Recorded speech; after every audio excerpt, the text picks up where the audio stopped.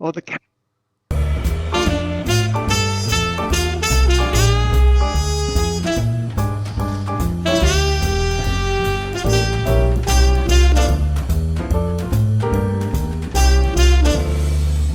Ladies and gentlemen, please take your seats. The show is about to begin.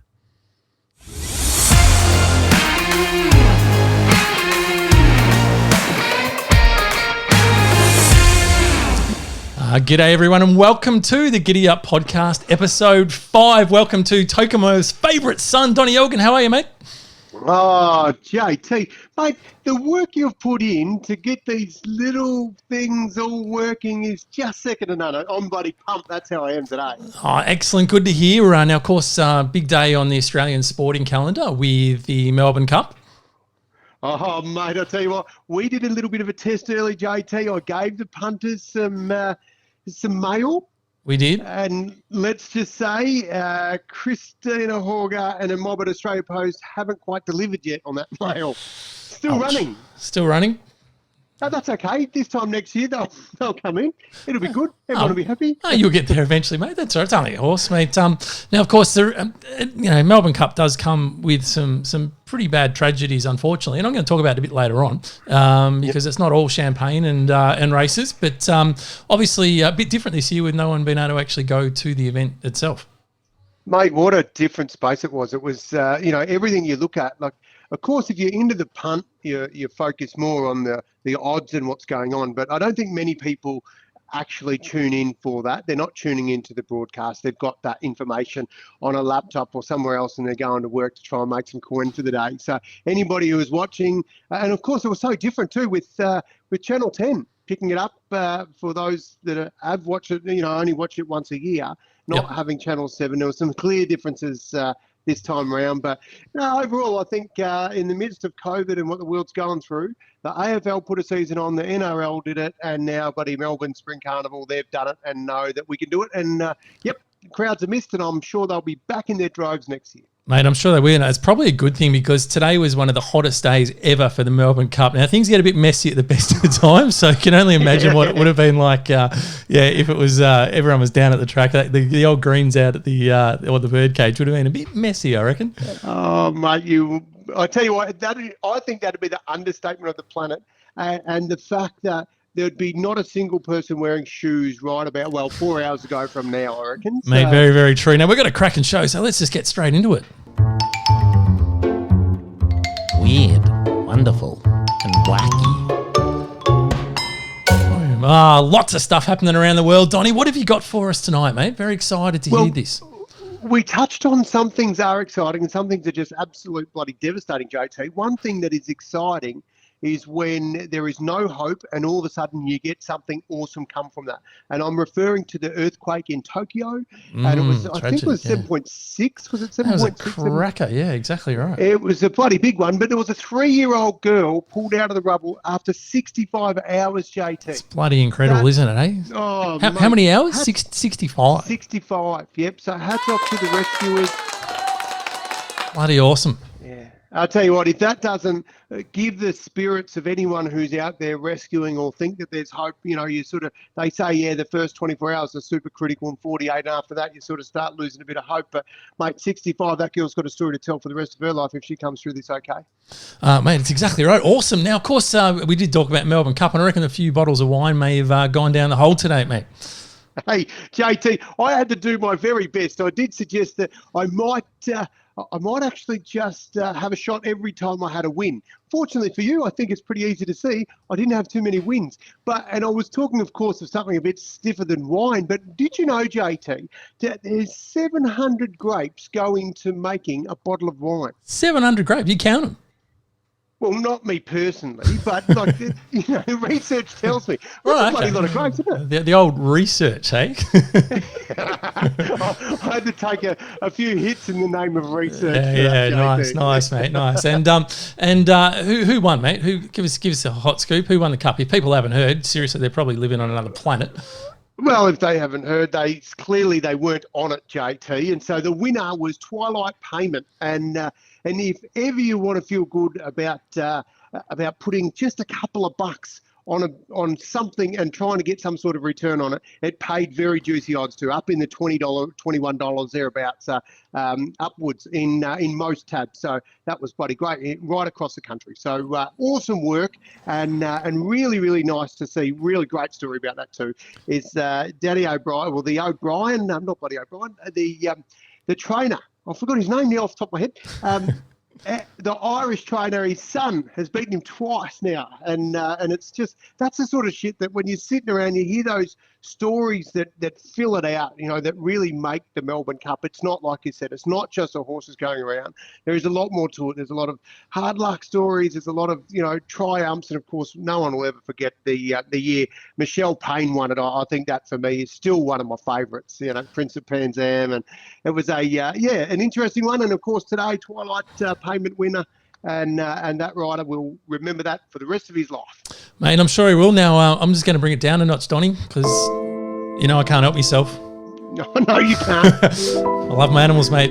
And, of course, unfortunately today, like a lot of Melbourne Cups recently, a horse died today. And so as much as everyone's having a lot of celebrations, Anthony Van Dyke was put down on the track just coming into the finishing straight, which would have been in front of a grandstand of, 100,000 people. And as you can see there, you can see the amount of horses have died. We've literally nearly lost a horse every single race over the last few years, and 120 horses have died on the track this year at racing. So I just want to put that up there. I know we're here to have a bit of fun, but I think it's important to note that there is a lot of fun around horse racing, and it's certainly part of our culture. But there's also a really dark side to the industry, and what's even real scary is that there's actually some horses listed that are still active that were actually died. The records for horse keeping are just appalling in this country, and that's because so much shit is hidden. So I'm hoping at some point, we can clean up the industry. And look, I'd be a happy man, mate, if there was no horses running around. Donnie, I know you like a punt, so we are different different views there. Yeah, absolutely, JT. I mean, I look at it, and from a former athlete point of view, I look at some races and just go, you know what, for steeples, for the life of me, I cannot, understand that as an event. I figure it's a tragedy waiting to happen. But in terms of horses, my view is they're made to run, and I'm bloody happy to have a punt on them. And of course, it is rough, when of course you've got some deaths. But the other thing I'd like about this is, and I rate that there's people like you, JT, that will stand up and go, hey, hang on a minute, this bloody horse is dying. We put the spotlight on how awesome it is. The good thing is that there's also horses being really, really well looked after. And if you're a horsey person, you're more likely to look after a horse than your own self a lot of the time. But unless we have these conversations and say, hey, that's not bloody good enough, what's the industry doing about it? And that's when we start to get change. So I'm not all for going, let's shut it down, but I'm all for saying, hey, let's clean it up. Let's try and protect what we can. And of course, I reckon we're kidding ourselves if we think that we haven't improved it over the years. I mean, 730 report come out, was it last year, and just like literally painted the worst possible picture. And of course, the zappers in that, the trainer that got done for that, there's a lot of things that happen in industries that you just go, that's pretty ordinary. But, but the flip side is there's also some horses that are getting a lot of love because of horsey people. All right, so I said we're going to be on different side of the fence there. I'd be very happy if there was no horse racing, full stop. And I completely agree that people love the horses, and they do get treated like royalty. They do the absolute best for the horses, and these horses are worth millions of dollars and huge amounts of care. But that doesn't stop the fact that, that horse broke its leg today and was, got a bullet in the head in front of everyone. So I think, that's the reality of it. It doesn't matter how well you look after them. These horses are running at top speed. Their lungs are bleeding after runs. It's a pretty brutal sport. I'm all for having a punt, on a couple of humans running around and trying to kick a ball through a couple of sticks. But when it comes to animals, that's probably where I draw the line. Now, we do want to cover off a couple of in this segment because it is weird, wacky and wonderful, Donnie. Yes. Now, you've probably heard this saying. In fact, knowing you, Donnie, you probably said this saying plenty of times yourself, mate. But, the old ants in pants. Ants in your pants. I have heard about ants in your pants, JT. What's like you're coming at me like that's a bad thing. All of a sudden you want to protect ants. What's going on? Look, I've got to say, I'm probably not a big fan for ants out of all the animals. But, mate, how's this? There was a girl in India, mate. This is legit true story. That she was having sort of a bit of pain in her ear. So she's gone to the hospital and they found ants inside her ear canal, Don. JT, I'll tell you what, I go camping a fair bit, and I must admit, there's not too many times that I don't think to myself, I've probably swallowed a few insects and stuff like that. But buddy, when an ant makes it into your ear, like how far can it go? Surely you can only get to the eardrums. Go, well, this is a dead end. Let's Oh, it out. this seems to be a bit of a rare case, Don. They've found over 1,000 ants living in her head. They've removed 1,000 ants from her head. I know this is bloody incredible, but that's the whole idea. She made 100% alive. And anyway, you wouldn't believe it, Don. You haven't got footage. Well, mate, what am I saying? You haven't got. If anyone's going to bloody have footage, I had to find footage of this because I'm like, you've got to be shitting me. Is this true? There's the ER. What are we seeing here? And there we go. Look, they are pulling out an ant. All right. Out you come, my little man. Looks like they've gone past one too, by the looks of it. Yeah. Oh. There goes one. You wouldn't want it to start biting. Now the ants were dead, which is really weird. Oh, the ants are dead. So they thought that they were breeding inside, but they tried everything. Like literally had, as you can see, they were talking surgery here. So they did everything, and they did a normal scan. They did MRI, CT scans, everything, and nothing was coming up. And so it was bizarre. But anyway, look, good news, because we want to make sure we leave people with good news, Donnie, is that 6 months later, they've all gone. What? The lot? Yeah, gone. We got them all? Yeah, gone. After 6 months, JT? Yeah, 6 months, but all gone, and life is back to normal. So the 12-year-old little girl, Shreya Darji, happy days. Oh, I tell you what, mate. Wonder if she was hearing, like, sounds in her ears when the ants go marching in. Oh dear. Oh mate, you try and tell your mum, I can hear this. Like, sounds like an ant talk going on. I know, it's bizarre, right? Bizarre. Now, we're sort of sticking on an animal theme here, Don, but, we all love dogs, right? I mean, who doesn't love a beautiful, happy dog, Well, there's right? a few real dog lovers amongst us, JT. Yes, there is. There is. And, tell you what, there's a dog, and they're known for being man's best friend, right? Let's be honest. Yes. And sometimes they've got special talents. We've got guide dogs that help humans, to help get across and navigate through the streets. We've got drug dogs at the airport that sniff out the drugs. We've got police dogs that, protect the community. You name it, mate. Dogs have got companion dogs. Companion dogs, exactly right. Police dogs, yeah. What else you got? Surely that's about the extent of it. Well, how about this? There's a little dog called Kiko, Donnie. Cute name. Cute name, I would have thought. Well, the owner's got a very strong bond with Kiko, as people do have strong bonds with their dogs, Donnie. Sounds friendly. And, well, let's just say that Jerry, the man who in question here, he just woke up one night, late in July this was, and anyway, he looked down at his foot and noticed it was a little bit wet, Don. Oh. Oh. And bloody Coco hasn't pissed on his foot. Well, that would have been nice if that's all Coco did. But when he looked down, mate, there was a lot of blood on the bed. Oh, so the wetness was the blood. And there was the dog just looking back at him with blood all over its face. It's had a bit of a munch on one of his toes, Donnie. Oh, it was his toe. Yeah, it's just decided that, you know what, this off with the toe, I've had enough of that. Now, I know everyone's probably going, that's really gross and that's horrible, and what sort of a dog would do that to their owner? But there's a silver lining to this story, Don. What is it, JT? Well, you see, he was actually, he'd been having a little bit of trouble with type 2 diabetes. Now, I don't know if you know much about type 2 diabetes, but it affects a lot it affects a lot of circulation. And this guy, he actually had a very badly infected toe. And so what's happened is the dog has actually realised that this is a pretty serious infection, and he's actually bitten off the infected part of the skin. He didn't bite the bone off or anything like that. He just removed the infected part of his toe. The dog was actually trying to help him. And anyway, as a result of that, obviously we're seeing the blood and everything. His wife's taken him off to hospital, and he gets to hospital and they end up amputating the rest of the foot. It was really badly infected. But the dog wasn't trying to do anything wrong. He just chewed off the infected part and stopped at the good bone.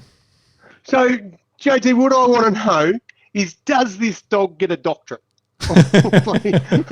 That's a pretty smart dog. That's what I would have thought. So there you go. There's another little bow that you could add to smart dogs, right? I'll tell you what, when I have bad leg days, like in today's one of them, I think to myself, I was glad I was born without one, JT. It wasn't a dog munching.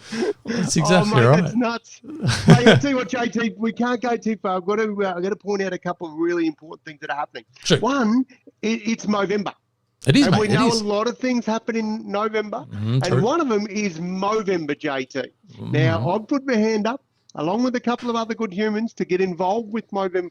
Now, JT, the word that the first thing most people have said to me is, JT going to do this? And I said, I don't know, I'll ask him on the podcast. So, mate, tell me, are you interested in growing a Mo to help men's health, help the conversations? Because you're very good like that. What do you reckon? The male model with a Mo. Yeah, not a hoping help. I've actually got a couple of, look, I probably could, to be honest, but I've got a couple of speaking engagements that are fairly big coming up in the next few weeks, and I feel like they're paying me good money, and I probably should look pretty presentable. So, well, you do look presentable, JT. There's no question about that, mate. You are the male model out of the two of us. So I'm going to leave that to I'm going to leave that to you, Donnie, to carry the torch. You definitely going? I'm going to grow a Mo, mate. Actually, I'm happy to take it from the listeners that are out there in listener world now. If you want to write in and tell me what type of Mo, because I can pretty much grow a Mo like after 5. It's not. So let me know what type I should grow, and I'll grow a Mo of that flavour. So whether it's a handlebars, I'm probably not going to do the Hitler. That's probably fair call. But any others, I'm happy to entertain. Oh, there you go. Fantastic. Now, while we're on people reminding things, Donnie, I forgot to say something at the start of the show that was incredibly important. What is it, mate? What is it? Mate, code word. How do people win prizes, Don? What sort of prize they want to win tonight? Well, we've got a $150 tradie.com voucher, Don. Oh, okay. So how about... So what happens, when do they get that, JT? Remind me. Is that Well, with that code word, is it? Yeah, you just tell us the code word, and when you drop it into a conversation, Don, the people have got 10 minutes to comment put the code word in the comments, and everyone goes into the draw. We spin it at the end of the show. They win a $150 voucher. Okay, well, the code word tonight, JT, from one of our 3 government officials is frangipani. Frangipani? Yeah. Fantastic. How are we going to fit that in? God only knows. I'm going to have my bloody 3 government officials whacked if they keep giving me words. All right, so there you go. The code word for tonight is frangipani. So as soon as you hear the word frangipani, you got 10 minutes. That's it. So I don't stuff it up. So you've only got 10 minutes, short window. Get it in, and anyone who comments goes into the draw, and we'll draw that at the end of the show. Now, Donnie, on the big wheel, JT. On the big wheel, live on the big wheel. I love it. I love the wheel. It's big good. wheel is fun, isn't it? Now, mate, we know how you go on holidays and you stay at nice fancy hotels and you go, oh, that was pretty good, and and sometimes you take it upon yourself that you stay at a hotel not so good. You go, I might just leave a bit of a review here, give people a heads up. Sites like TripAdvisor, all those sorts of things. You travel a lot. The right thing to do is, that's right. And honestly, often I go to those reviews and I'll check it. If I'm going to a place I haven't been before, I don't mind getting the drum from because people, you can't go wrong, can you? Someone's going to leave a review typically because that's how they're feeling, pretty honest. So reviews, in my opinion, have got a place, JT. What have you noticed about reviews? No, look, I agree. I think they definitely have a purpose in life. And but Donnie, sometimes things go a little bit too far. Oh, someone's got a bit filthy. Oh, someone with a US man was having a holiday in Thailand, lucky bugger, and he wrote a negative hotel. Wasn't too happy with a few things that happened, and anyway, he was arrested, Donnie, and was facing legal action and jail time. What, hotel got police? No, for anti-defamation laws. Because oh, yes, of course. He went to town, basically. He wasn't happy. And he wrote, not just one review, Don. He wrote several reviews. And we managed to get our hands on a review, of course. So, yeah. Of course we did, mate. So, there you go. Here's one of his reviews. So, hopefully everyone can read that. But headline of unfriendly staff and horrible restaurant manager. Anyway, what it turns out to is apparently he just got into an argument over staff. He wanted to bring his own bottle of alcohol while he was dying in the restaurant, and they said, "No, sorry, mate, it's not. It's not BYO, buddy." Yeah. And anyway, he caused a bit of commotion, refused to pay any corkage fee, but even then, the manager still actually said, "Mate, that's a cool. We'll waive the corkage fee for you." They tried to do the right thing. And so anyway, he just wasn't happy, so he's just gone nuts and writing all these reviews and charged with defamation now because they were false. So it was all bullshit. And yeah. Well, if they're honestly, JT, I think bloody good on Thailand police, and because it gives you the shits that somebody can just come on and just write a bad review because they've had a bad day and decide that they're going to bring someone down, or worse still, it's a competitor and they're deliberately trying to sabotage someone. So I think it's about bloody time society got accountable for the shit they write, because there is too many keyboard warriors. Yeah, no, mate, I'm with you. I'm all for it. By all means, leave an honest review. But if you're stretching the truth a little bit and hurting another business in the process, no, you should be bloody held accountable. Yep. Yeah, absolutely. I think a fair review, spot on, JT. If they're crap, they're crap. They need to own that. But if you're bullshitting, well, sucked in. Exactly right. Now, I also want to share something I think he's just gone in the weird, not weird, it's a wonderful category, I should say. It's wonderful, Don. We've had a big discovery. This is in Australia. They have just found a huge reef. Now, it's slightly just outside the Great Barrier Reef, but it's basically like an underwater mountain. It rises more than 500 metres tall. So it's 200 metres higher than the Eiffel Tower. It's a massive mountain, and it's coral. How do we just find this, JT? We can put someone on the moon. We can't find what's in our own backyard. It's very true, and a lot of our oceans haven't been fully mapped. And because this was just outside of the reef area, which mostly has been mapped, it was just never picked up. And anyway, they did this stuff, and I've got a bit of footage. I'm going to share this video with you. Have you? Let's have a look at that. It's pretty awesome. And so on the 20th of October, we came across this very tall reef. It's a 500-metre tall reef sitting on an extended ledge that extends out underneath the Great Barrier Reef. It's what we call a detached reef. Yeah. There are 7 other detached reefs in the area. And as far as we know, this is the first new 500-metre tall reef discovered in the Great Barrier Reef Marine Park in at least 120 years. How's that, Donny? Well, isn't that just the sea floor, JT? Tell me, you've got coral, you grow it, and you know this stuff, right? Mm-hmm. Me, I just go, yeah, it's in the ocean. I'm missing bits. I'm not needing to rush out there. But so I don't really pay a great deal of attention, but I would have just thought that's the seafloor. Tell me the difference. No. So you've got your normal seafloor, which is typically sand, right? But what this is coral is a living organism, and over years it builds upon itself. It's a skeleton, effectively. And so what this was a 500-metre mountain, basically, of just coral that is literally millions of years, just built up over millions of years. And as I said, 500 metres from the bottom of that ocean floor, it's just a tower. It's just one big tower. So how deep's the ocean floor then? That's just about 540 metres, because that mountain stops about 40 metres below the surface. Holy so half crap. a kilometre deep in that section.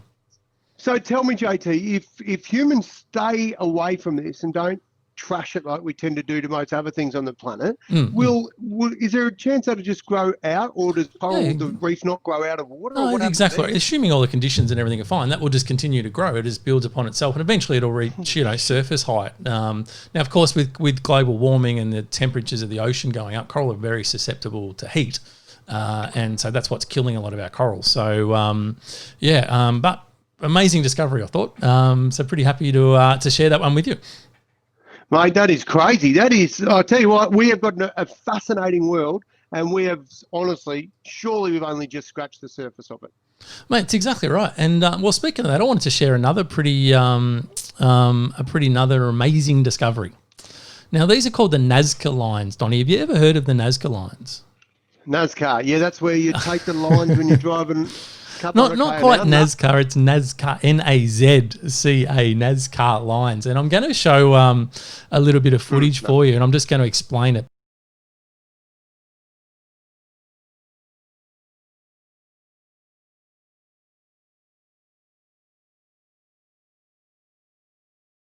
Oh. Okay, what you're looking at there is a cat. Obviously on the side of a mountain, mate.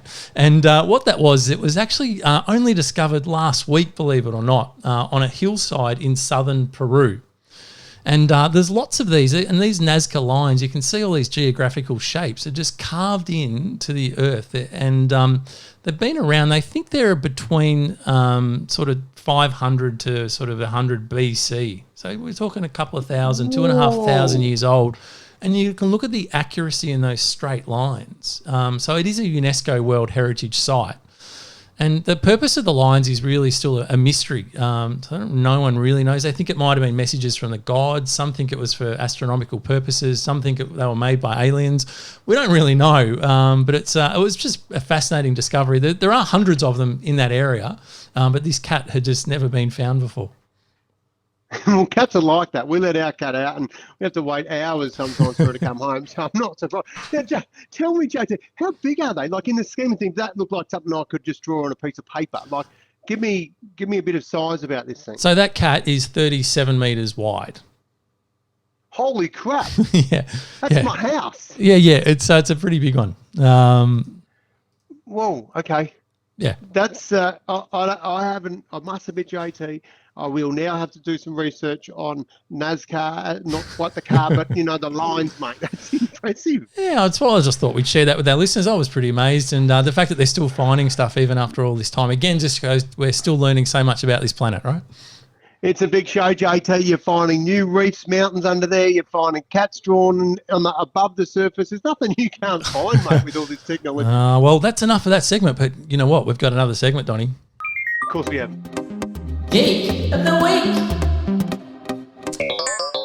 Oh, we love a bit of geek JT, stuff. Before you get started, I just have to say, get stuffed. Okay. I've spent the last 3 days deleting photos of screenshots from my phone that I accidentally took from our last episode. Everything's a bloody screenshot now. Oh, it's fantastic. What do you got for me this week? Oh, well, mate, a couple of things I wanted to run past everyone today is one is, if you're in the gaming, you would have, you'd be living under a rock, mate, if you hadn't heard that the new PlayStation and the new Xbox have recently been released. Yep, okay. If you're into gaming. I'm into it because I see it on my invoice and my boy and my kids are into gaming. Yeah, that's exactly right. So anyway, the Xbox has been sort of loosely been called the fridge because it's sort of tall and looks a little bit like a fridge. So anyway, Xbox have decided to run with that and they've actually built a fridge. Oh, of course they have. Yeah, they've built an Xbox fridge. Have they not heard of Fisher and Paykel and bloody all that other mob that make fridges already? We don't Old school, mate. They're going to do it themselves. And, if I said to you, think of a food delivery service right now with a catchy song, Don, what would you think of? Uber is up there, surely. Not food Uber. delivery. Maybe their opposition, mate. Come on, anyone got that with me? Is that like Hello Fresh? Oh, Jesus, JT, mate. I cook. I don't order food in mate, Snoop Dogg, buddy. Snoop Dogg, get with it. Come on, what's he singing? What's his song? Actually, Menu Log, come on. Menu Log. There we go. Yeah. Oh, jeez, it took a while to get there. Sorry, that's all we've got time for tonight. Thanks for watching. Well, anyway, obviously Snoop Dogg's currency is pretty high at the moment. So the trick is get Snoop involved in stuff, right? Get him involved. It's not just his currency that's pretty bloody high, Joe. It's the dog himself, mate. That's very, very true. So anyway, Xbox, they've made this Microsoft, who own Xbox, they've made this fridge. And, what would they do? Of course, Snoop Dogg had a birthday, so what the hell? Let's send him the fridge. Oh, please believe it when I tell you this. The Series X fridge by Xbox. Let's go.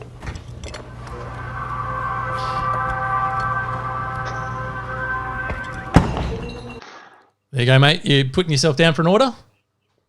What do they retail for, JT? You know what? I can't actually find the price, to be honest, but and I wasn't sure if they're actually taking the piss or not, but it is actually real. I did research it, and they are actually auctioning. They've got a prize for a bit of a competition for people to send in to win the fridge. So, so do you play the fridge? Like, do you plug it in and it's a game or something? No, it's literally just a fridge. It's just got the Xbox symbol on it, and the green light, which is Xbox, and that's about it. So it's pretty much just a fridge. Yeah, all right, okay. Well, probably wasted on me, JT. Buddy, Billy Chili did love it, though. Billy, mate, he's commenting away. He reckons it's awesome. So there you go. It's now probably trying to get one of those prizes. Yeah, that's probably true because the best comment. Now I'm going to be picking the best comment tonight. Dan's off celebrating the horses or doing something with his life, so it's up to me. I've got the job. So best comment. We're lying. He's stuck in the cave, isn't he? He's got no bloody internet down there. You're probably right. Still trying to get a live signal. Now, I want to talk to you about artificial intelligence. We're still in the geeky section, Don. And there are jobs under threat. There's no doubt artificial intelligence is here. It's already arrived. And so I just wanted to give people a bit of a heads up. Just going, hey, these are some of the things that you should be looking for. So don't have it on your resume. Don't look for these jobs. Transportation. Let's cover off transportation. Now, we've already got self-driving vehicles. That's already happening. And that's only going to get, more. So I think, people that drive taxis, for example, once we got 20 years down the track, we're going to have self-driving taxis. We don't need bloody people driving them. It'll just, computers will do it. So you reckon that'll wipe out Uber as well? Like could be. You'll have automated Ubers instead of actually a driver driving your Uber. So there's no doubt that transport is going to see some change. AI is also helping with traffic congestion, and that's something that, God, I don't know about you, but nothing drives me nuts more than traffic congestion. But where AI is really starting to help is it can actually work out real time. So it can actually change light sequences and stuff and say, oh, we're a bit banked up here. We'll open that green a little bit longer. Oh, we'll pull that one back. And all that can just happen using AI instead of, at the moment, it's pretty much on a stuck 30-second, cycle or a 2-minute cycle, and actually do it real time. And not only does that, save congestion, it saves people time. It's good for the environment, etc. So we're going to see a lot of that sort of stuff starting to come through. So there's one example of how AI is going to help, Don. Righto. Guess Less what? traffic, it's a good thing. It's a good one. Now, another one, this is a weird one. Job interviewers. So obviously recruitment agencies do a lot of recruitment, and typically that's part of a process when you're going for a job. But what they're suggesting is that AI might start doing that because it can analyze your face, your voice, and your answers. And depending on all of that, it can go do all of its algorithms and go, yep, you got the job or not.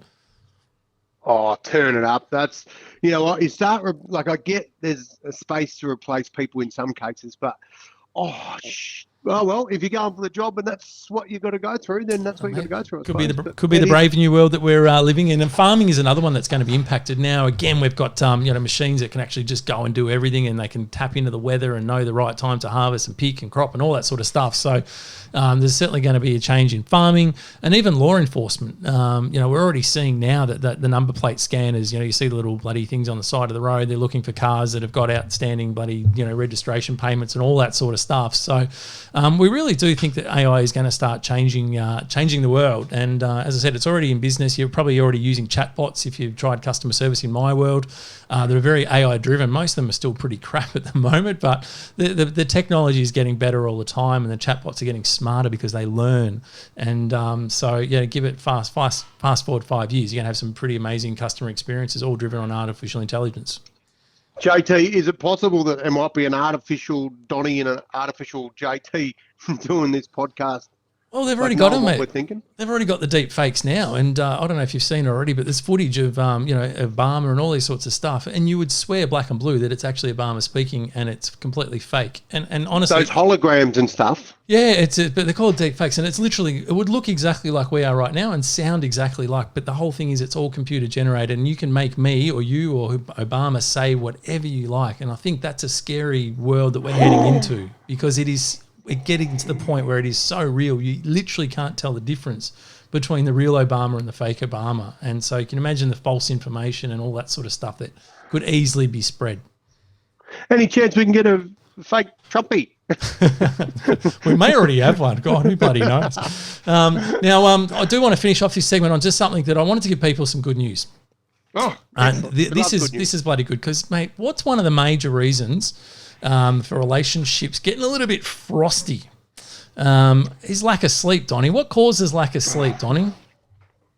Well, no. I can list a few things. I reckon snoring's got to be up there. Financial worries. Stop me after you, like when you find the spot, JT. There's a lot of babies, but I reckon I don't know. I've always struggled to be in the room with a snorer. Boom, there you go, Donnie. I was hoping you were going to say snoring. So one of the things that drives people nuts is snoring. Yeah. And, well, guess what? Scientists, mate, have come to the rescue. What have they done? They're going to take the snore out of the room while you're sleeping? No, they've got a pill. Of course, God. What's it do, JT? Mate, you just take the pill, and it has been shown to reduce snoring frequency by 74%. It's not euthanasia, is it? No. The pill is it's codenamed AD109, and it's found that it basically combines two drugs. And what it's done is not only has it reduced snoring, it's also increased the patient's blood oxygen levels. So it is now undergoing trials. They've been doing it for 2 years. It's under trials in the United States. Obviously, got to test it, like all medical drugs. But look out, mate. If snoring's an issue, it might be soon as simple as popping a pill.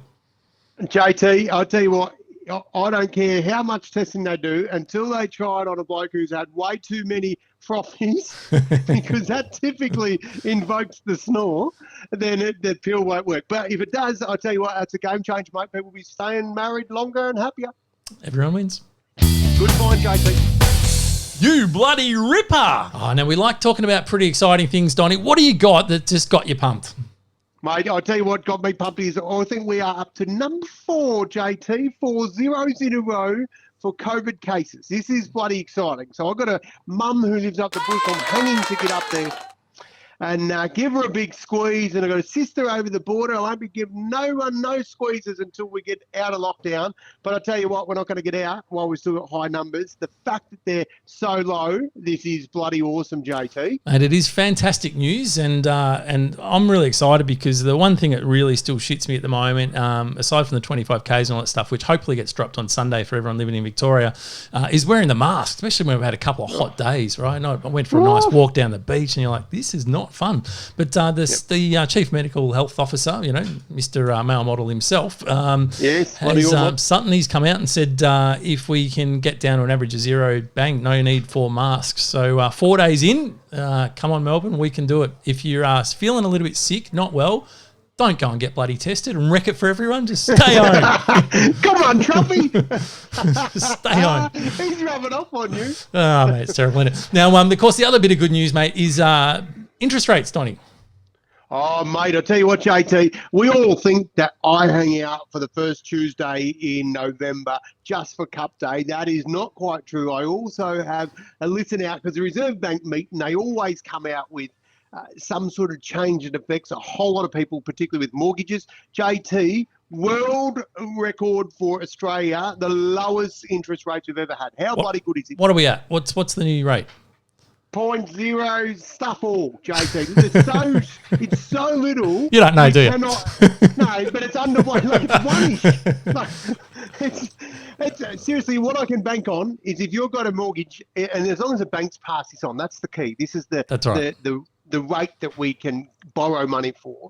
So the banks have got to pass that on. But the flip side to that, JT, Einstein said it, every action has an equally opposite reaction. Mate, the sad thing is, if you're banking on your interest, self-managed super funds and self-managed retirees, you're going to get even less money in your pocket. So that's the bastard. That is good. It's 0.1 of 1%, but practically zero. And the Reserve Bank said today that they expect it will not rise for about 3 years.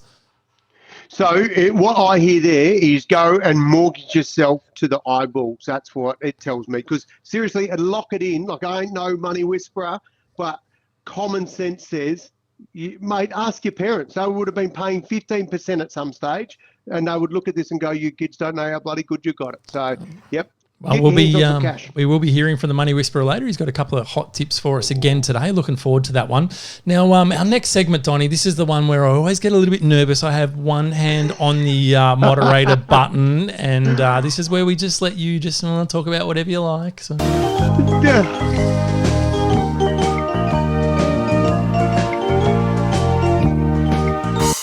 Donnie's pick of the week. So, JT, I sort of knew that you'd be devoed, and rightly so, with the unfortunate happenings at the Melbourne Cup today.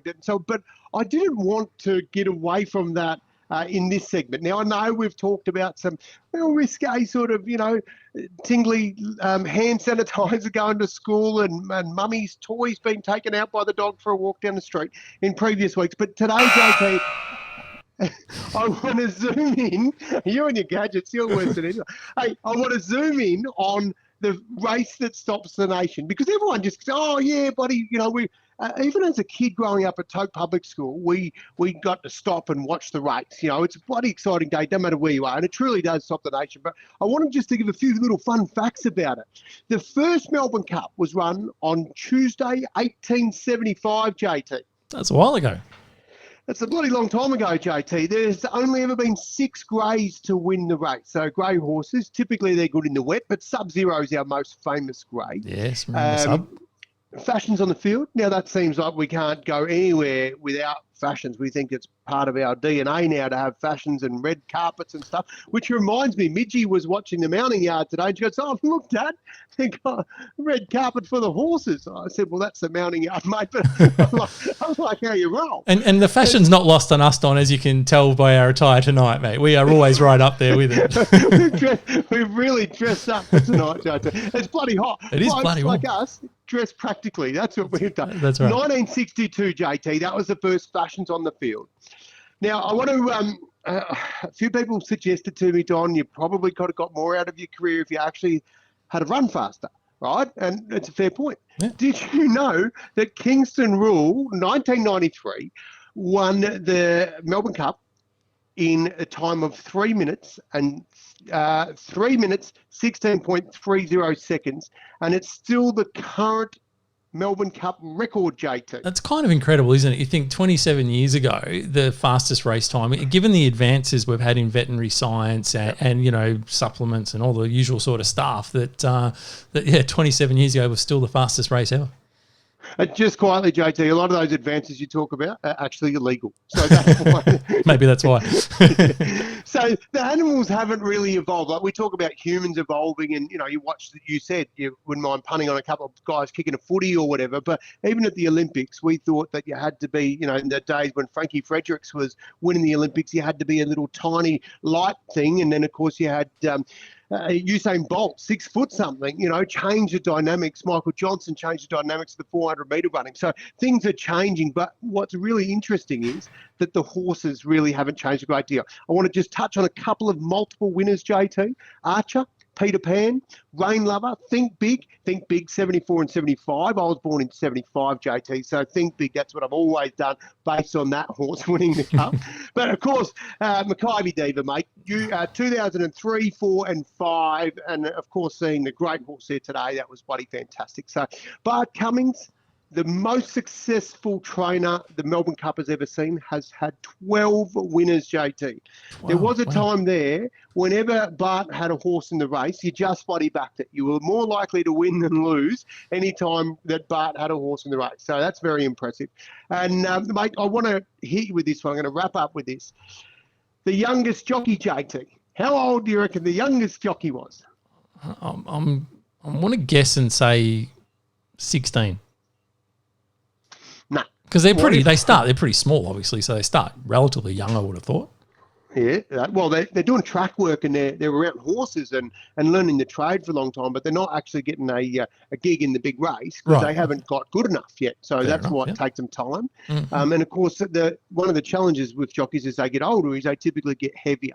So it's a real, some people grow out of the art of being a jockey, unfortunately for them.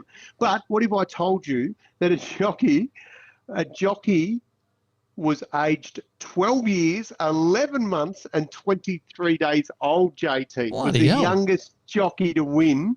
And that is just bloody incredible. So you think about what you were doing at 12 years of age. No, actually don't talk about that, JT. But it's a G-rated show. That's right. I'm going to close on this final one, JT.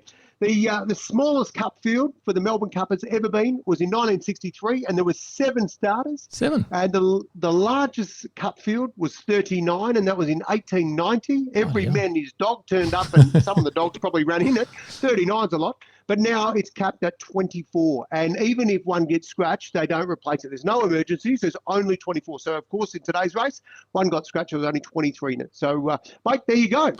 Very well done, Donnie. Kept it clean. It was, no dramas whatsoever. That was a great segment. And how old was that? I'm saving my good stuff for next. Yeah, I was going to say, I'm sure there's something still to come a bit later, though. It's all right. Well, of course, you've had your go. Now it's my turn. JT's Pick of the Week. Now, Don, want to bring, I'm on the animal bandwagon again. You do love the animals. But this one really, really surprised me. And I've got to admit, I'm pretty close to what goes on in animal stuff. And I didn't have a clue about this. And what amazed me even more was that I was actually contributing to it. And this will be good. So I actually want to bring this to everyone's attention. I'm just going to play a short little video, which I think will just set the scene. It is quite distressing, the footage, but nothing too crazy. There's no blood or guts or anything like that, but it'll just set the scene for you. Righto. As you watch this, enslaved monkeys are suffering. This is the dark side of Thailand's coconut industry. Monkeys like Kulap are abducted from their homes in nature, where they live in large social groups. They're kept chained and isolated on barren, dirty farms with very little opportunity to interact with other monkeys. Many go insane. These intelligent social animals are treated like coconut-picking machines. So what you're seeing in that video, mate, is, as you can see, they basically chain up monkeys and they just let them out. They're still chained, they're on a cable, and they let them out and they go and pick all the coconuts for them. And a monkey does about 400 coconuts a day. And once they've done their day's work, they stuff them back in a cage and process repeats itself the next day.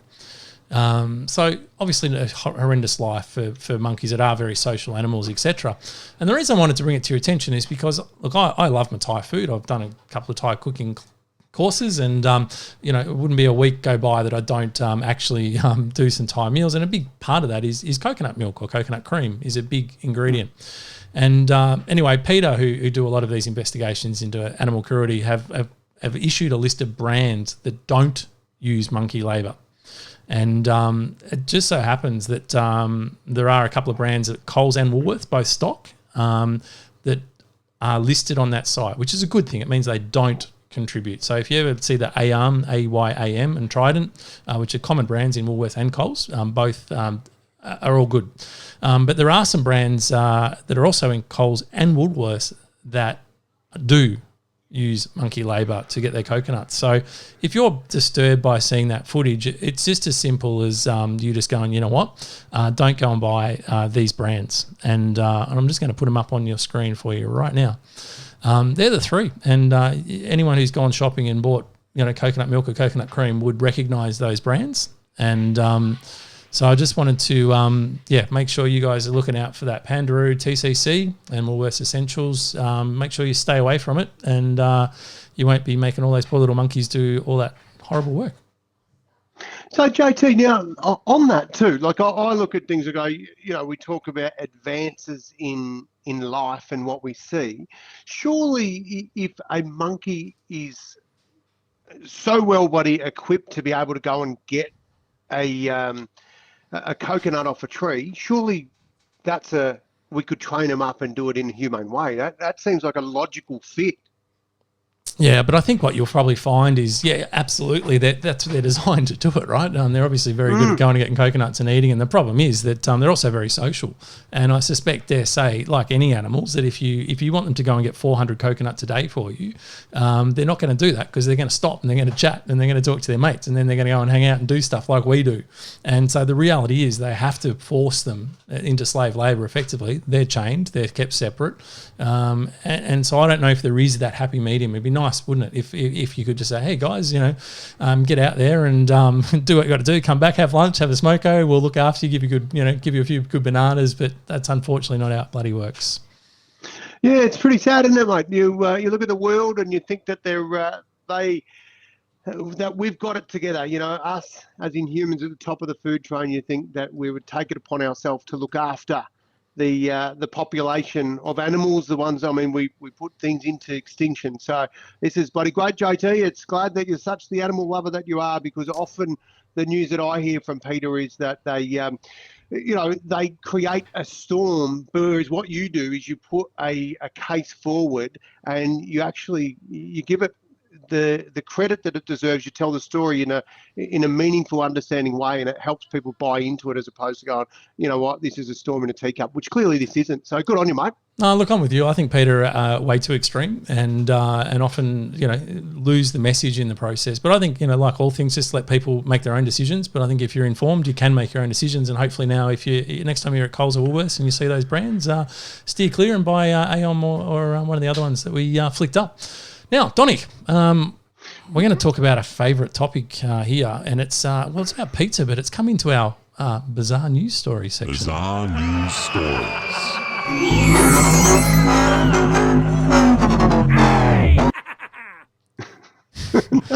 That is a bloody extreme stinger, JT. Yeah. I like it. Mate, I'll tell you why. The reason we're talking about pizzas, JT, is because, we think, pizzas, and you get them they've come maybe from Italy or wherever, and we know what to get. An Aussie has an egg on it and a bit of ham and bacon and so on. Mm-hmm. But there's some really weird shit pizzas out there in the world, JT. And I wanted to put it to you and say, mate, for a start, I'm going to throw a couple at you. I want to find out, one, whether you've had this type of pizza, and I'll let you know where it's popular as well. Right. First, we'll start with tandoori chicken. Mate, I had a tandoori chicken pizza. I literally would have a tandoori chicken pizza at least once a fortnight. Make it at home, and a bit of spinach leaves, some tandoori chicken, bit of cheese, mate, job done, bit of yogurt sprinkled over the top. Delicious. One of my favourite pizzas. Massive in India, that one, JT. Correct. No surprise there. The tandoori pace, everybody. Anyway, well done. All right. Shawarma. Yeah. Oh, well, like palmies. I call them shawarmis. Shawarmis, all right. Shawarma pizza. Tell me about that one, JT. Middle Eastern delicacy, that one. Yeah. Well, mate, it's like going to get your souvlaki or your gyros if you're Greek. But basically, it's just that thinly sliced meat, and then just cooking it and bang, and just throwing it on a pizza. So it's really just a meat lover's pizza, really. Just with a fancy name. Right? Yeah, that's right. Here you go. Here's a shot. Here's a footage of a shawarma pizza, but looks pretty tame to me. JT, I'm throwing that one at you because the other night I had a souvlaki pizza. Right? There you go. And I kid you not, never thought I'd eat a pizza that had bloody lettuce on top of it. But I kid you not, mate, this thing was the bomb. So that was good. What about, JT, when you cut a lap around the planet and you go to England, you have a big brekkie, mate, the full English breakfast. What the hell's on a full, what's that? Sausages, tomato, bacons, everything, bloody baked beans, the lot. Stick that on a pizza, JT. Yep. You had one of those? Mate, I have no, and nor will I ever. Looks disgusting. Well, mate, you've got to get out more. I tell you what, that would rip through you, that one, I reckon. The baked bean. That's probably what Warney lived on when he was playing England in the Ashes. What about a squid pizza, JT? You had a squid pizza? No, don't like squid at all. And combining that with the pizza, no, that's a no from me. Righto, fair call. And I can't say that I'm a big fan of the old seafoody smell. No, not for me either. Righto, kangaroo, something a bit closer to home, JT. Have not had a kangaroo pizza, but again, I guess it's just like having a meat pizza, really, isn't it? Well, I suppose, unless you're Skippy, you've probably got no issues. But yes, mate, that's one. And what about is it a mokba pizza, JT? Now, you know this one better than I do. It's a Russian number. Have you had one of those before? I haven't. I was a bit like... No, I've got to say no. And basically what it is it's sprinkled with sardines, tuna, mackerel and salmon and has some onions. Very popular in Russia. But again, that's a hard no from me. Yeah, you can see why Russians are really angry people, can't you? That's the shit they're serving up on pizza. JT, here's something. We're talking about the little mates, the monkeys, before. What about banana curry pizza, JT? Yeah, massive, very popular dish in Sweden. So basically, look at that. Just it's a pizza topped with ham, curry powder, cheese, and of course banana. Mate, JT, I have been to a little place called Warwicknabil. And I have a bit of an interest up there. I was up there. I was in the fish and chip shop. I looked up on the scoreboard and it had pizza list, had banana on it. I bloody bought one because I thought, holy shit, I've never had banana on it. The whole tribe had a bite. They all bloody loved it. Didn't have the curry paste on it, but, mate, it's a winner. There you go. Well, there you go. Well, I hope everyone enjoyed the, just a travel around the world. There were some different pizzas. Or what about the big debate that we always seem to have in Australia, mate? Pineapple. Where do you fall? On or off? On or off? Whack it on there, mate. Easy. Can't go wrong. Just chuck it on there. Easy. Bit of flavour. Yum. Sweet. Lovely. I'm with you. your Mate, love it. Love pineapple on pizza. It's got to be on the right pizza, but no, definitely love a bit of pineapple on the pizza. Yeah, don't go sticking that on like an Aussie or a tandoori chicken or something. Don't put it where it doesn't belong. No, Everything it's in its fine place, on an Aussie. JT. Fine on an Aussie. Well, Hawaiian, I called it. Yeah, pretty much. Now, we've got heaps coming up in the show. Now, just a Ben reminder, if you haven't already, please make sure you go to our Facebook page, not the group, the page, and just subscribe to Giddy Up, because everyone else can see it when you subscribe to our page, whereas the group's a private group and nothing gets out of the group, basically, which means you can say whatever you like. That's the positive. But it also means that it doesn't amplify and people don't sort of hear much about our podcast. And we're now also on YouTube. So all our podcasts are now going live on YouTube, including all our interviews, the full-length interviews and the 12 rounds. So if you haven't checked out our YouTube channel, it's just Giddy Up Podcast as well. So, JT, when people are putting in their messages and they're popping up on the screen, Yep. they're going to pop up on YouTube and all our the platforms where you see this. Yeah, well, exactly. So this is what will be going up on YouTube. So it's your little claim to fame if you get your comment in as well. So happy days, right? Mate, that's fancy. And we will be streaming live on YouTube soon as well. So as much as we're streaming live on Facebook, if you're watching it now or you're listening to this on a podcast, we will also be streaming live on YouTube probably next week as well. Or if you're in the bath, you could watch it. Because people like this in the bath, Really, they do. So there you go. Now we every week we like to look back a little bit of yesteryear, Donnie, and just go to a little segment we sort of call Once Upon a Time. Now it's got a stinger, and we've got a stinger. Let's hear this. Yeah.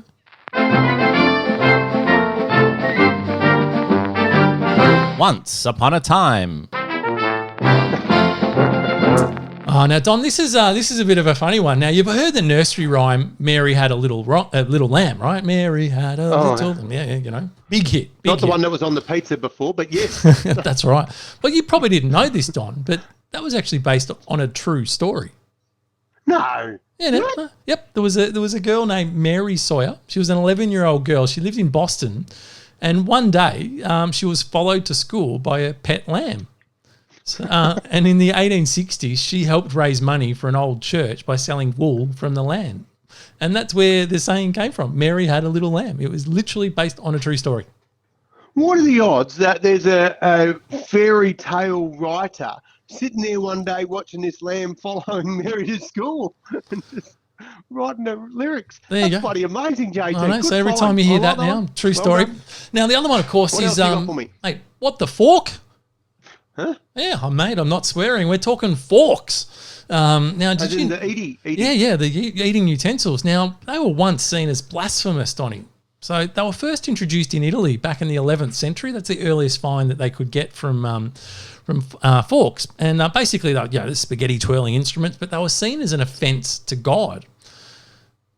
Why, JT? Well, I'm glad you asked, Don. They were basically seen as artificial hands because, they were little sort of, little hand things at the end. And as such, they were considered to be sacrilege because God had given us two hands and we shouldn't be inventing things to bloody help that out. So, they had a bit of a rough start to the world, the old forks. Wow, there you go.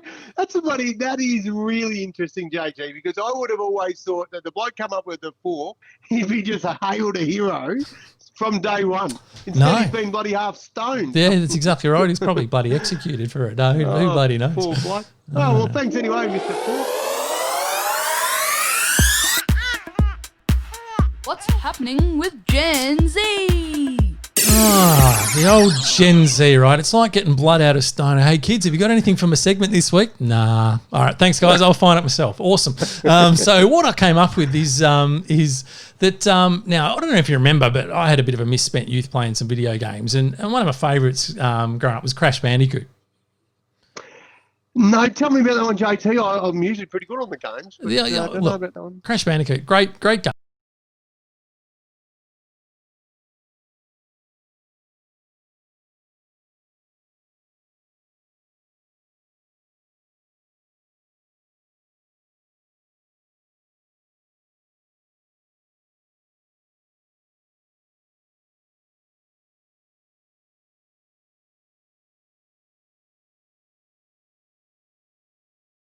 friendliness and animals and all that sort of stuff. So they sort of weaved it into this in this new game. So there you go. Crash Bandicoot, about time. JT, that's big, mate.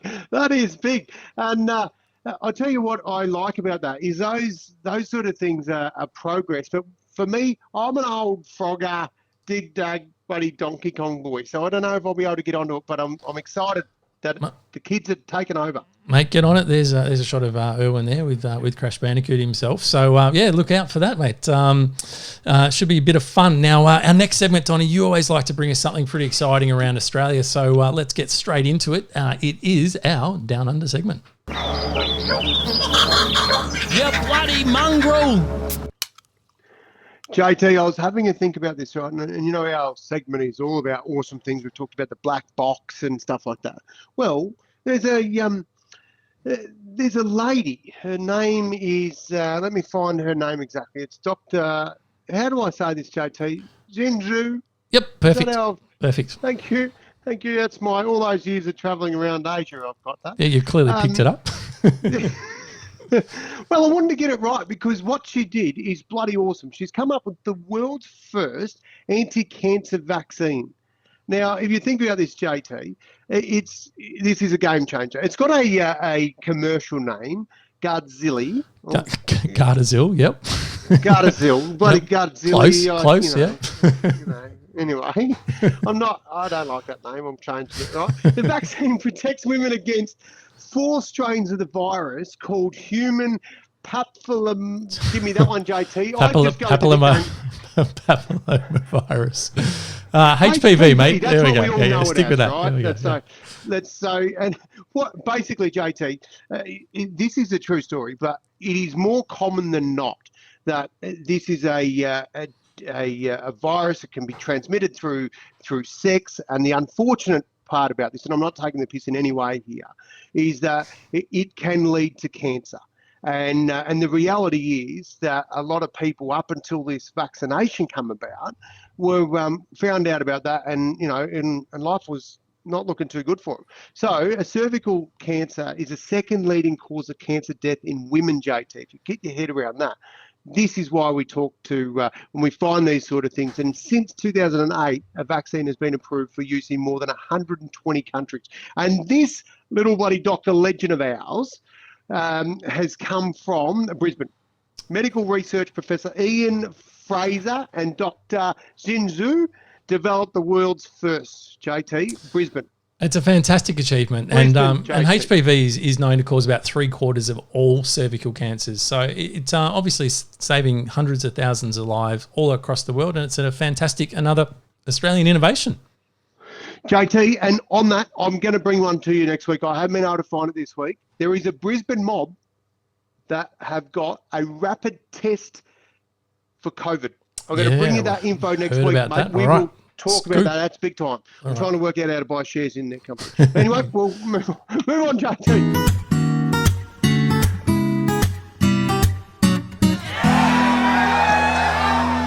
Donnie, life hacks. What do you got for the people this week? It always worries me, life hacks, JT, because when I sometimes let you loose at it, you attempt to burn people's houses down by reheating pizzas. JT, if you had it stuck with the microwave, your pizza would be soggy, right? So we don't typically use that for reheating pizza. However, when you can get your stuff in the microwave, sometimes you've got like 2 dishes you want to put in there, 2 bowls, but we know that they don't bloody fit. They just jam up in square. This is how you do it, JT. The life hack this week, 2 bowls in the microwave, get a cup, put some water in it, right? And then put the other bowl on top of the cup. One's above the other. Spin beautifully, JT, in the microwave. But wouldn't you have to have... So you'd have to put the cup in the middle of the food, though, on the bottom plate. Yeah, but the cup just sitting there, just being a cup, right? It's not actually in the food. The food is on top of the cup. The other bowl is sitting over to the... It's only for 2 bowls, JT, not for 2 plates. So just to raise up. So the other one goes underneath it kind of thing. Gotcha. Yeah, correct, yeah. Right, it's like a Tetris. Yeah. You will try this and you go, Donnie, that is a bloody good life hack. Why didn't I think of that before today? Yeah, I'm sticking with my toaster one. What else we got? This is the time when we get to honour a fantastic hero. Who have we got, Donnie? We've scanned the world. Who have you got? Who's the hero this week? Well, JT, what have I told you? You know, we talk about the bushfires being bloody bad and stuff in, we've changed cameras, JT. Oopsie. Yep, stuffed it up. That was a good side profile pic of you. We talk about the bushfires, and of course, this year has been one that's just shit after shit this year for a lot of people, right? It has, yeah. But, and this little young girl, her name was Reese Ostenberg. And her family were devastated to lose their home in last month's California Fresno Country Creek fires, right? Gone. House kaput. In that house was her collection, JT, over 100, if you don't mind, of baseball cards. Been collecting them. So as a 9-year-old, she's been collected since she was 6. This is a big bloody 100 cards for a little kid is a lot. Horrible. Devo. Horrible. The Frenzo Country Fire crew heard about little Reese's collection. They decided to do their, they did their bit. They jumped on the social media, JT. They put it out to Facebook and they said, hey, Facebookers, if you know anyone who has an odd card or two that might be able to get little Reese's buddy stuck back up to, a reputable level, that would be awesome. How good is this? Just so happens that San Juan Kevin Ashford saw the post on social media. He told NBC Bay Area, right? This is a news mob that we got this from. Yep. He goes, I got thinking about this and I went out to my garage and I thought to myself, you know what? Instead of selling these on eBay, I'm going to donate them to the little girl. JT. Nice. Yep, nice. How many do you reckon he had?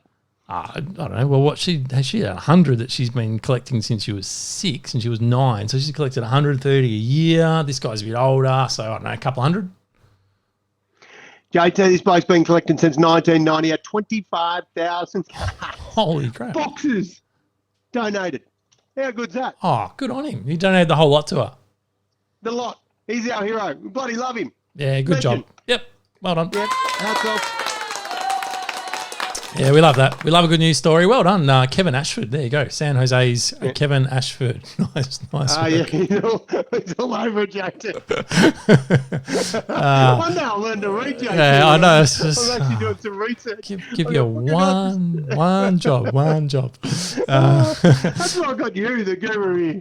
There we go. Now, of course, We've got a dad joke. Mate, we have a dad joke. We know people are just hanging out for the dad joke, and we don't want to disappoint. Dad joke of the week. Yeah, JT, this is where I do my community service announcement. Do the kiddies need to go and get some milk?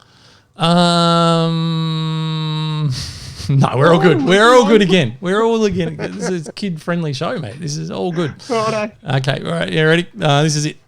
Just getting ready for my joke stance. Oh, we got frogs. Some sound effects too. Look at that. We got everything. Oh, yeah. We love it. Oh my God. There we go. Got all the effects ready to go. None of them are relative to the joke whatsoever, but I was just warming up. Okay. Here we go. Hang on. Just got to click that one. There we go. Oh, we're good. All right. Dun, dun, dun. All right. So there's 4 married guys. Oh, so I should just say, I want to thank Miranda for sending this one in. Miranda's one of our great listeners that tunes in every week. Yep. She had to work tonight, unfortunately, so she'll be listening a little bit later on. But so heads up. Thanks, Miranda. So Thanks, Miranda. There's 4 married guys, Don, and they've all gone fishing. And after about an hour or so, the following conversation took place. So the first guy says, oh, mate, you got no idea what I had to do to be able to come out fishing this weekend. I had to promise my wife I'll paint every room in the house next weekend. And the second guy says, he goes, mate, that's nothing. He goes, mate, I had to promise my wife I'd build her a new deck for the pool. The third guy's like, man, you guys have both got it easy. He goes, mate, I had to promise my wife that I'd remodel the whole bloody kitchen for her. I'm like, oh, jeez, yeah. Anyway, they kept fishing and eventually they've gone, hang on a minute, the fourth guy, he hasn't bloody said anything. So they said to him, mate, you haven't said anything about what you had to do to come fishing this weekend, mate. What's the deal? And he goes, look, I just set my alarm for 5:30 in the morning. So he said, when it went off, I shut off the clock and I gave the wife a nudge and I just said, hey, fishing or sex? And she just said, don't forget the sunscreen. Oh, very good, JT. That's clever. Like that I've one? never heard that. Yeah, that's probably a true story. Of course, there's a lot going on coming up next week or today, really, is the voting in the US. It's big. Oh, yes. So I thought it was appropriate that we had to have a Donald Trump kind of joke. Yeah. What do you got? So Trumpy's walking out of the White House and he's headed towards his limo when a possible assassin steps forward and aims a gun. But there's a Secret Service agent there. He's new on the job and he shouts, "Mickey Mouse!" And it startles the would-be assassin and they capture him. Donald's saved. But later the Secret Service agent supervisor takes him aside and he says, "Mate, what in the hell made you shout Mickey Mouse?" Which is probably a fair question, I would have thought. And he sort of blushing, the agent sort of replies, goes, "Oh, God, look, I just got a bit nervous." So he goes, "I meant to shout Donald Duck." Yes. Oh, very good, JT. There you go. There you go. See, clean. No harm done there. That's good. Oh, that's good. Yep, that'll get a run. Fantastic. The pro tip of the week. Now, Donnie, we every week we get the Money Whisperer. He comes in and he gives us some pretty hot tips, mate. Oh, JT, I tell you what, this guy is as flash as a rat with a gold tooth, mate. He's all over it. He dresses immaculate too, mate. He's got the rose or the frangipani. Like he literally looks the goods when he comes to town, and he always delivers, mate. What's he got for us? He's a very sweet-looking human. Now he's already got form. I don't know if you remember last week, Donnie gave everyone the heads up to get into some shares. Remember the shares he mentioned? I bought them. A Webjet, yes. Webjet. Guess what I saw on the news tonight? Oh, they haven't gone under, have they? No, mate. They're on the way up. They've had a huge rise. So he has got form. So good boy. Yeah, exactly right. So that's bloody awesome. So if you aren't listening when he normally speaks, here's 1 minute that I encourage you to have a listen to it. G'day guys, it's the Money Whisperer here. Hope you're all richer having backed the win of the Melbourne Cup today. As expected, the Reserve Bank have dropped interest rates today by 0.25. I'd be expecting the banks to pass on the variable rates between 0.1 and 0.15, and they'll keep the rest for themselves because, hey, that's what they do. Had a few people asking about shares and how you actually buy them. The best way to buy them yourself is to open an account with your bank online. ANZ Share Trading is a really good one, and it only costs $19.90 a trade. If you go to the ANZ website, you click on the share investing and you open an account there, you link your account and it's very easy. You can just log on and buy your shares, buy and sell. It's, as I said, $19.90 per trade. Very, very easy to do. Good luck, guys. Boom.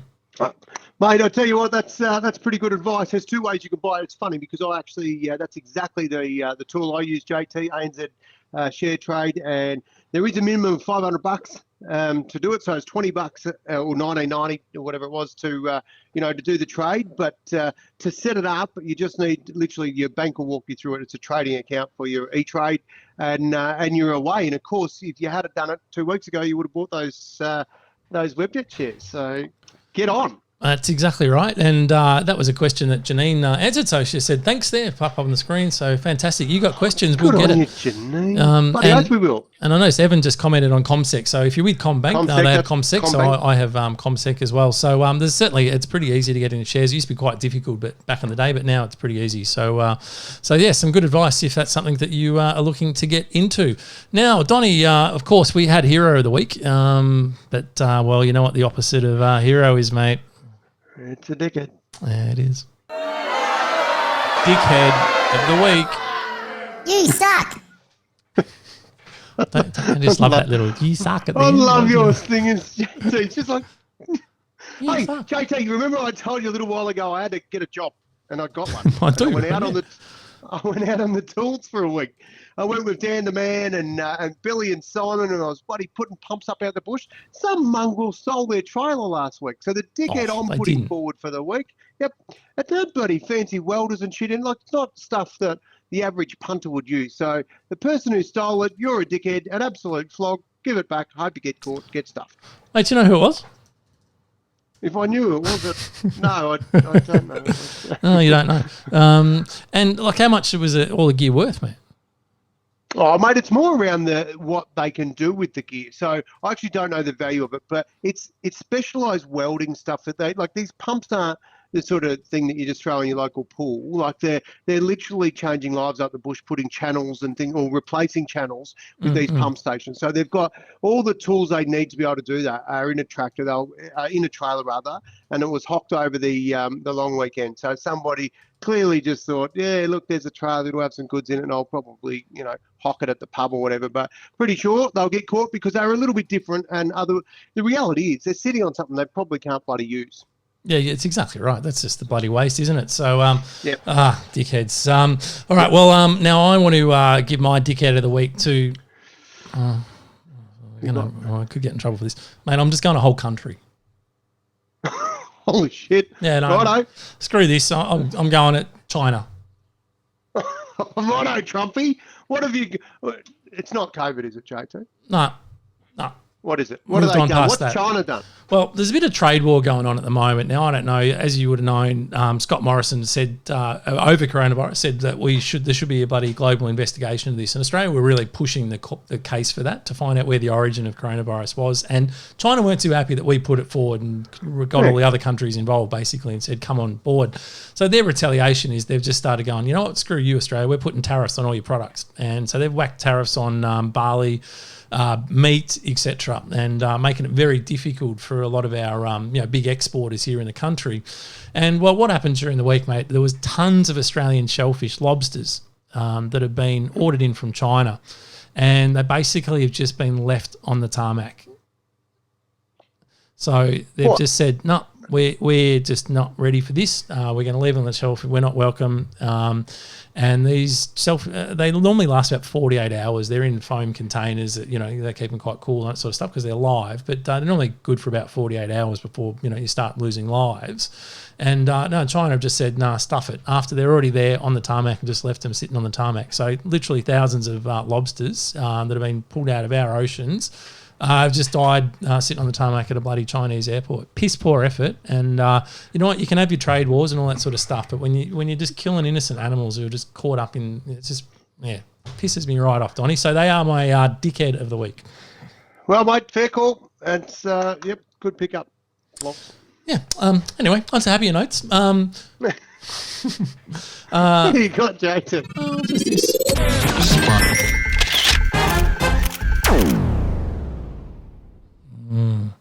Now, I try and find just funny clips from around the world. Some of them have got, most of them had audio, but now that we've got the advantage of visual as well, Donnie. Yes, we do. For those watching it, for those watching, it does open up some other opportunities. So, given it was Halloween during the week and all the kids had lots of fun with Halloween, and we had a bit of fun at our place, and got all the lights going and lasers and all sorts of fun and lollies, and everyone was having a great time. So I thought I'd stick with a. Called to your joint. We don't want to talk about that on air. And so we thought I'd go with a Halloween theme. So I thought I'd just bring you this clip. This was in the US, and you'll just get a sense of what's about to happen, and enjoy. It must have been a grave offense. What happened? Well, you know the skit where all the multiple clowns come out of the tiny car, and there's hundreds of them that come out of the tiny car. It was never ending, and I was in the front row with my mom, my brothers, the aunts, and I hate you! We love a scary clown. What a prick. Oh, that's gold, JT. That poor lady. Oh, no. Well done. Good find, JT. I like it. I like it a lot.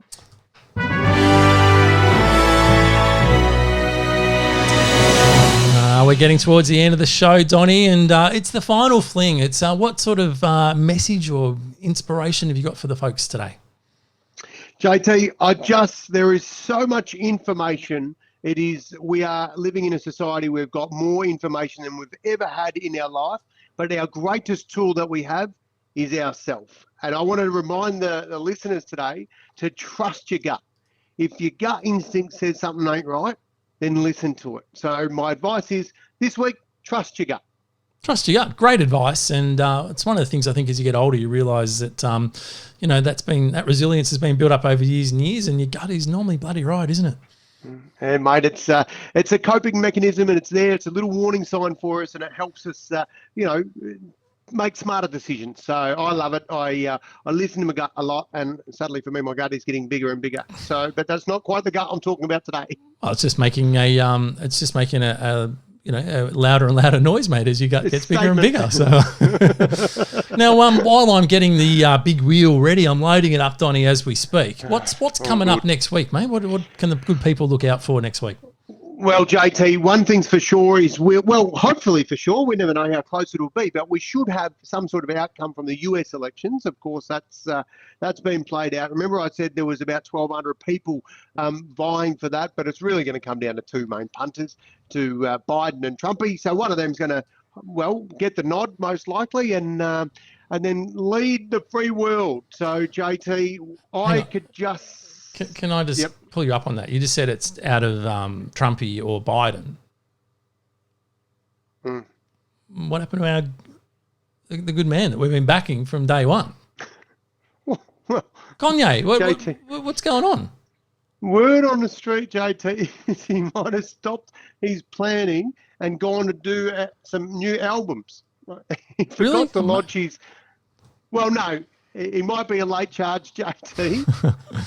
Do you know something? Because you're all over social media and late charges and stuff. No, mate, it looks like he's done and dusted. So it is clearly going to be down to Biden and Trump. And I think whatever happens, it's going to be an interesting week in the US. And I think they are geared up for riots either way. And it's pretty scary, isn't it? In a democratic society that we live in. I just hope poor people don't get killed, and that's probably the most important thing. Yeah, I think if you were to take any advice this week, it would be the Australian travel advice. Do not travel to the US. It is going to be ugly one way or the other. So hopefully to all our American listeners out there, we just hope you stay safe and get through this transition of whatever's going to be. And, of course, something that's a little bit closer to home for us, JT, it happens tomorrow night. It starts off, and it is the big men going head-to-head. It's Queensland versus New South Wales, and it is the state of origin in the NRL. And I tell you what, I cannot wait, JT. I love it. The more I see AFL turning I suppose, into a more softer version of what I grew up watching, the more I tend to, lean towards being attracted to the NRL, because they just bloody play a tough sport, and they play it toughly. It's not about, seriously, we see some ordinary decisions in the AFL, JT, and it makes you go, what? But when you watch it in the NRL, you also say, what? How did he bloody live through that? So, mate, I can't wait. I really look forward to that. So that's on tomorrow night and next week. So, who are you tipping, mate? You got a tip? Mate, Queensland. I'll only ever go Queensland. I bloody love them. The Maroons. Yep.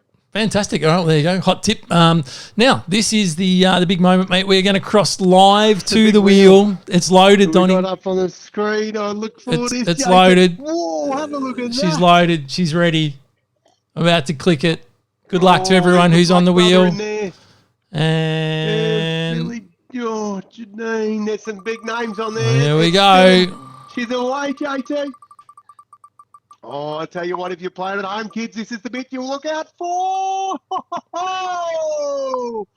Bang! Is it going to stop? Is it going to stop? It'll tell us. There it is. Oh, it stopped. There's going to be two very pissed off ladies watching that wheel.